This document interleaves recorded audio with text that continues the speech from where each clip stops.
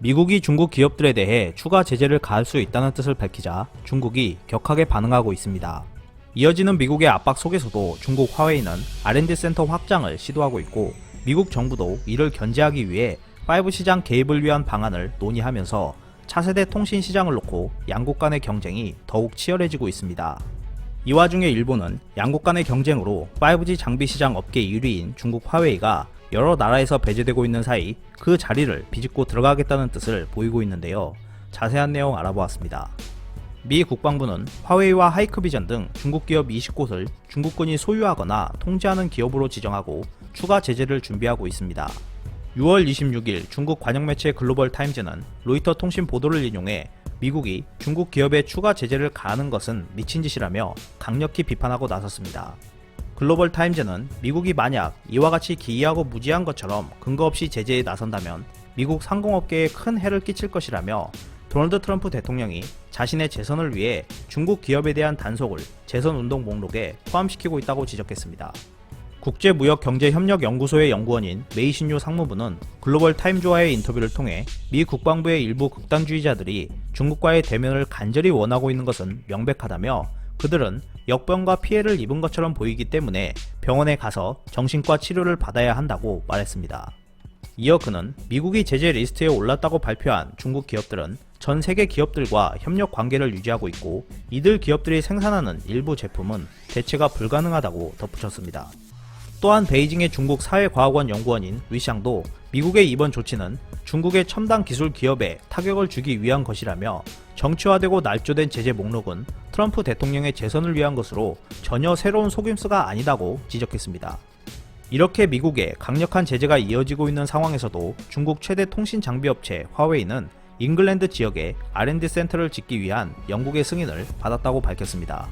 약 1조 5천억 원이 투입되는 화웨이의 R&D 센터 구축은 동맹국에게 제재 동참을 요구하고 있는 미국을 좀 더 자극할 것으로 보입니다.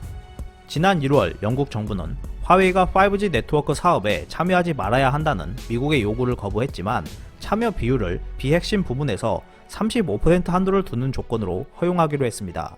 하지만 영국 정부는 화웨이 장비를 전면 금지해야 한다는 집권 보수당 내 중진 의원들의 지적이 있었음에도 기존 조건에 부합하는 핵심 R&D 센터를 유치했고, 추가된 이번 R&D 센터 설립 유치가 400개의 지역 일자리를 창출할 수 있다는 장점을 내세우며 5아이즈 동맹국들 간의 균열을 야기시키고 있습니다. 이러한 상황에서도 미국 정부는 중국과의 5G 기술 경쟁에 더욱 전념하겠다는 의지를 보여주고 있습니다. 6월 25일 월스트리트 저널에 따르면 미국 정부가 화웨이를 견제하기 위해 5G 통신 시장에 개입하기 위한 다양한 방안을 고려하고 있다고 전했습니다. 화웨이의 경쟁사로 알려진 노키아와 에릭슨을 미국 정부 기관이 직접적으로 지원하거나 미국 업체가 인수하는 방안을 논의 중에 있는 것으로 알려지고 있는데요. 지난 2월 미국 싱크탱크 CSIS 컨퍼런스에서 윌리엄 미국 법무부 장관이 미국과 동맹국들이 노키아와 에릭슨 등의 지배적 지분을 확보하는 것을 검토해야 한다고 주장한 것으로 볼 때 미국이 중국과의 기술 경쟁에 얼마나 전념하고 있는지 보여주고 있습니다. 미국과 중국이 5G 시장 기술을 놓고 치열한 경쟁을 벌이는 동안 화웨이가 여러 나라로부터 배제되고 있는 사이를 틈타 일본은 그 자리를 비집고 들어가기 위한 계획을 추진하고 있습니다.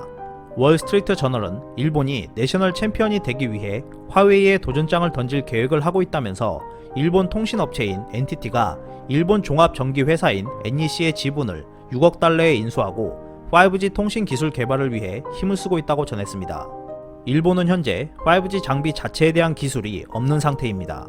하지만 일본은 너무나도 늦은 출발을 하면서도 내수 시장을 앞세워 5G 기술을 만들어 나가겠다는 계획을 내세우며 2030년까지 미국 유력 통신사에 5G망을 수주하고 세계 시장 점유율을 20%까지 끌어올려 글로벌 통신사가 될 것이라는 포부를 내세우고 있습니다.